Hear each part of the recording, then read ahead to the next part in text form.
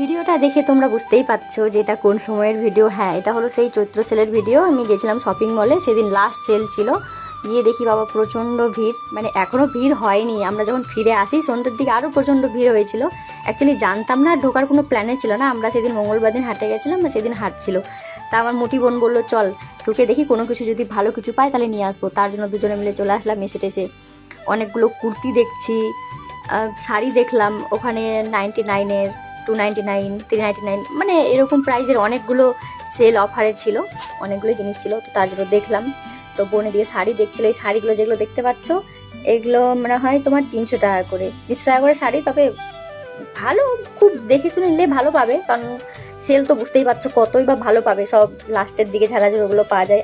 আমার কোনো কিছু নেওয়ার প্ল্যান ছিল না, কিন্তু আমার যেটা নেওয়ার প্ল্যান ছিল সেটা আমি নিতে পারিনি। খুব কষ্ট হচ্ছিল আমার, যে সেখানে এতগুলো ড্রেস ছিল কিন্তু আমার সাইজের আমি পাচ্ছিলামই না।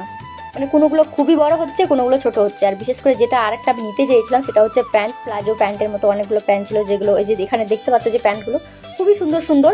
সব থেকে ছোট সাইজ যেটা এস, আমি সেটা খুঁজেছিলাম, সেখানে ছিল না, সব মিডিয়াম ছিল। ওখানকার দিদিগুলো একটা আমাকে বের করে দিল। শেষে যে বের করে দিয়ে ট্রায়াল রুমে গিয়ে আমি পরে মনটা খারাপ হয়ে গেল। এত কষ্ট করে একটা আমার সাইজে বের করে দিল, তবুও হলো না। শেষে দিদি বললো তোমাকে আর পড়তে হবে না, তুমি বাচ্চাদের ড্রেস নিয়ে বাড়ি যাও। এইভাবে অপমান করলো আমাকে।